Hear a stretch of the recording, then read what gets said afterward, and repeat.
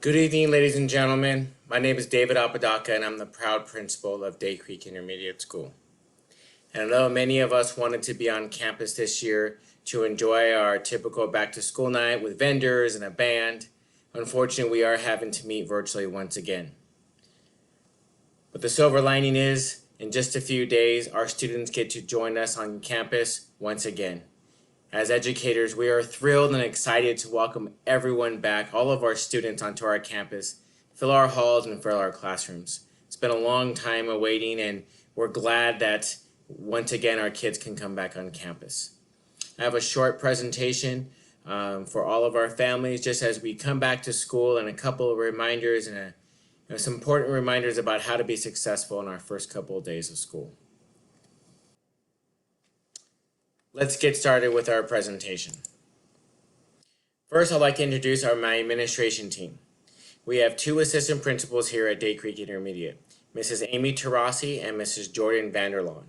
Students, you will see them around the campus at the front gate and in the office. And anytime you need something, feel free to come and see them in the front office, or more likely you're going to see them out on campus, especially during lunchtime. We have two others I'd like to introduce, Mrs. Burr and Mrs. Kuramata. Mrs. Burr is our school counselor, and Mrs. Kuramata is our student service advisor. A little bit more about Mrs. Burr, our school counselor. We know as students return, some of them are going to need some help with their social emotional learning or just getting readjusted. If you have any concerns regarding their academics or social emotional well-being, please feel free to contact Mrs. Burr. She also has a Google Classroom that you can click on this link, and you can find this PowerPoint on our website. So all of these links are going to be live and be posted on our website.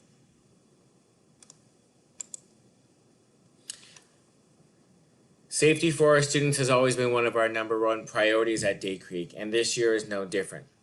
So the next couple of slides is just going to be some reminders of how we can continue that safety as we return back to school from the pandemic. Health screenings. We are no longer taking temperatures at the gate or asking kids if they've screened at home. We are asking all parents and students to health screen at home. If a student does forget to health screen at home, please see an adult on campus, and we will gladly be able to support them at school before entering. So parents, what are we looking for? Before your child leaves the house, please be sure to take their temperature and ensure that their temperature is lower than 100.4. If it's at 100.4 or higher, it is considered a fever and your child should stay home. Also, continue asking yourself these questions. For the student, if they're experiencing any of the following symptoms: shortness of breath, fever, runny nose, sore throat, body aches, chills, or recent loss of taste or smell. If someone in their home is currently awaiting a COVID-19 test, they've been diagnosed and or currently in isolation for COVID-19, or if they've been directed by a healthcare provider to quarantine or self-isolate. If any of those questions you can answer yes to, then please stay home. We won't be sending home a daily reminder, so do your best to remind yourself and your parent or guardian to do this health check every day. As a reminder, some symptoms to watch for: fevers, chills, loss of taste and smell, fatigue, coughing, and sore throat, and the additional symptoms are down here. If you ever have any questions or doubts, please don't hesitate to call the office, and we can help you through those symptoms to determine whether or not it is safe for you to come to school. Face coverings. A face covering is defined by it may consist of a paper or cloth mask without valves, slits, or holes. It may be wise to pack an extra mask in your backpack just in case. Just a couple of reminders: the mask needs to cover your mouth and nose. Avoid touching your mask after you secure it behind your ears. If you need a drink of water, you feel free to drink a water and then put your mask back on. Our water fountains will not be available. We strongly recommend students bring a water bottle to school to help them keep hydrated, especially during PE. Be sure to wash your hands before and after touching your mask. Please know that students are only required to wear masks while they're indoors. If they're outdoors, masks are optional. When you're choosing masks, make sure it's 2 or more layers of washable, breathable fabric. It completely covers your nose and your mouth. It fits snugly around the sides, so make sure the masks are the right size. Sometimes masks are too small or too big. More often than not, with our younger children, the mask is just too big for their face. And it's also always better to have the wire on the nose so it pinches and it fits on your face a little bit better. Please be sure that any masks that are made of vinyl do not wear. Also, the little vent that's on the side, please do not bring masks that have those. And you don't need an N95, those are prioritized for healthcare workers. Physical distancing. It's important to practice physical distancing when possible. Always use the maximum amount of space to try to keep your distance from others, even when you're on outside or inside the classroom. Just kind of keep that in the back of your mind. The most important thing of all is just hand washing and sanitizing. It's good health practice, whether we're in a pandemic or not, is to keep those hands clean. Oftentimes as kids, we're touching our face, our eyes, and our mouth, and that's how someone can get sick. So we'll have plenty of opportunities for students to sanitize if hand washing is not available. So what happens if you are feeling ill? As much as we want to be here, we want you to be here with us at school. We're asking you to stay home if you're feeling sick or someone in your family is feeling sick. Right now, we're not asking kids to tough it out and come to school. We are going to be working with each family regarding makeup work and attendance, so please don't feel like you're pressured to come to school if you're not feeling well or if someone in your family is not feeling well. Remember the symptoms. If you and your family member are experiencing any of these symptoms, please stay home and call the office to report your absence. Additionally, if you're exposed or in close contact with someone who tested positive for COVID-19, please stay home and inform the office. Again, we will work with the student in terms of how to make up work while they're out. Okay, in other news, family engagement. I know many families, when they come to school, they want to know how to stay involved. And for many of our families, that opportunity hasn't been there over the last year and a half. So we want to remind all of our parents that we have a very active community, and I want that to continue as this year goes. So some ways that you can stay connected with us are figure out what's going on and what's happening on campus. Please be sure to check our website. Please be sure that you read your reminds. Most of my communication I send out is via Remind. That goes straight to your phone. You don't have to do anything. You're automatically set up. You can download the app if you want, but you don't need to. It makes things a little bit easier if you do download the app. If you need any help with that, please contact the front office. You can also follow us on Instagram at DCIS Coyotes. It's a great way to see all the wonderful things that we're doing on campus. Another way that you can be involved is our PTSO. Our PTSO is currently having their membership drive. Please consider joining our PTSO. For only $10, you can make a huge difference. We have I think, the best PTSO in all of Etiwanda. They do a phenomenal job over the years. They have donated so much to our school and helped our students celebrate and have better equipment, have shade structures, so many different things. This slide is also going to be available on our website, and you can use the QR code to go directly to the PTSO website and join our membership. We also will be flying School Site Council and our English Language Advisory Committee, so don't hesitate to join any of those parent advisory groups. In addition, we have our African American Parent and Education Advisory Committee called the APAC. Any questions, you are welcome to contact the front office, or you can contact our APAC representative, Bridget Petit.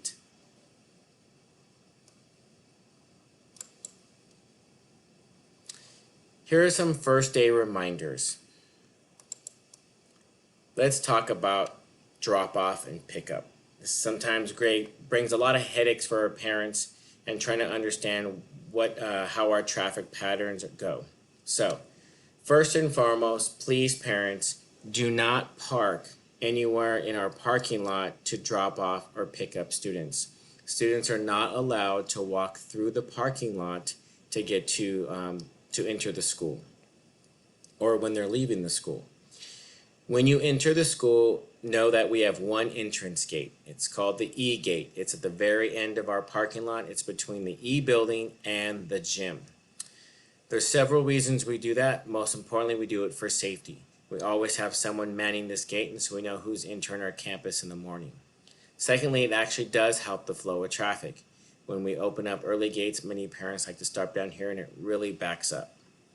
So, for any parents who want to enter the parking lot, you're going to want to come up Day Creek, make a right on Coyote Drive, and enter our parking lot here. Follow the driveway and come all the way down. You don't have to wait to come all the way up here to drop off your kid. Anywhere along the curb, you can drop off your student. We just ask that you pull all the way up. If there's space to pull up, please pull up. And then once the curb is full, all the kids can get out and then you can drive off. To help the traffic flow much better, please, when you leave the driveway, make a right-hand turn only. You should not be making a left-hand turn coming out of the driveway because we have cars coming up Doncaster and you won't be able to make a left-hand turn and it gets backed up. Once you make a right on Doncaster, you can follow that street and it exits out through on Day Creek. You don't have to enter the parking lot to drop your kids off. There's plenty of other places you can do. The most accessible one is Coyote Drive. That is a pickup and a drop-off. And I would suggest students, if you park along the Coyote Drive, they get off along this curb. They walk across this curb. We do have a crossing guard right here, and they walk right here to E4. Or if you're back here on Coyote Drive, they walk across the entrance driveway. We have a crossing guard as well as there as well. Walk in front of the office and all the way along the curb and enter in through E4. Again, if you get dropped off on Coyote Drive, do not come through the parking lot. Don't come down the grass. Do not go through the solar panels. It's very dangerous walking through a parking lot. We do not have crossing guards there. Other ways parents drop off outside the school and students just walk. Students, when you're walking, please be safe. Follow all the laws. Do not jaywalk and find the crossing guards. There are no crossing guards across Coyote Drive. So if you get dropped off on Coyote Drive on the north side of the street, please be sure to walk to our crossing guard here. Again, students and families, if you're getting dropped off along Doncaster, you may walk across or up to the stop sign here, wait till it's safe, and then you can cross. Please note we do not have a crossing guard here, but students can cross the street with that stop sign right there. Students, do not jaywalk. This is our bus turnaround. Parents, you are not allowed to come into our bus turnaround. Okay, so just a few things, okay? On the first day of school, parents, I know some of you are used to coming onto our campus and walking your child to the class. You will not be allowed to come on campus. So you don't need to walk your student up to the front gate. There's going to be plenty of students out there. To really avoid a lot of traffic, we can't have parents parking along the yellow curb, parking in our parking lot, or parking on Coyote Drive to walk your kid all the way to the gate.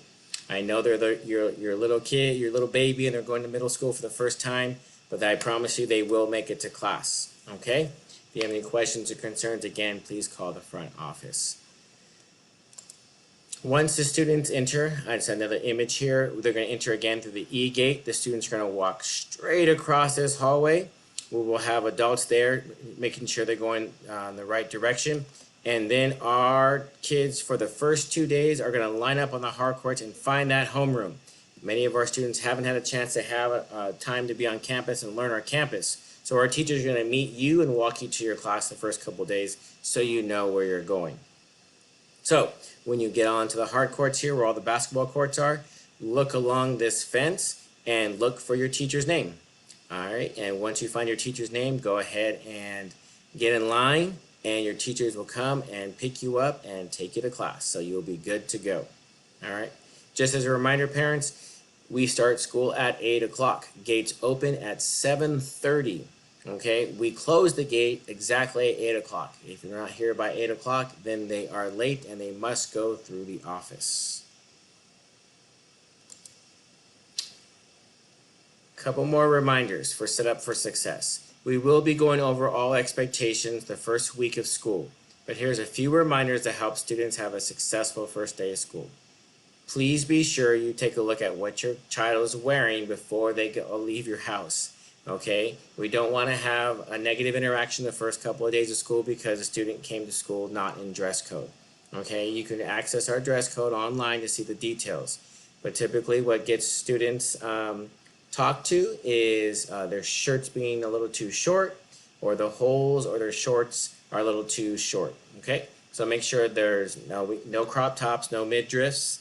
Okay, and for the length of shorts, they need to go in the fingertips when their arms are straight down. Okay, and make sure all shoes have backings. They can be open toe, but they have to have a backing. I know Crocs are real popular right now, so if you're wearing those, they need to have the strap on the back of the shoe. Okay. Students, you've been on your cell phones a lot and you're used to having them right on. You're not used to putting them away, but as soon as you come on campus, those devices need to be turned off and put away in a safe place, whether that's in your pocket or in your backpack. That's up to you, but you do not take your cell phone out unless directed by a teacher. Okay? Personal items. Please leave those personal items at home. You don't need them. You're all good. You need backpack, school supplies, but don't bring other personal items that may be a distraction to the campus. Okay? If you have those three, I think you'll be fine, and all the other expectations we'll go over the first week so you know what we expect here at school. Okay, this was just a short presentation. You can find a more detailed presentation under our 6th grade orientation link. If you're really looking, especially even if you're not a 6th grader but you're new to the school, find that PowerPoint and it goes into more details about our school. If you have any questions or concerns, please call us in the front office. You can also go to our website and click the Contact Us page, and it has all of the emails for all of my front office staff who can support you as well. I want to thank you for listening to this principal presentation for our Back to School night. Please be sure now to go to your teacher's website.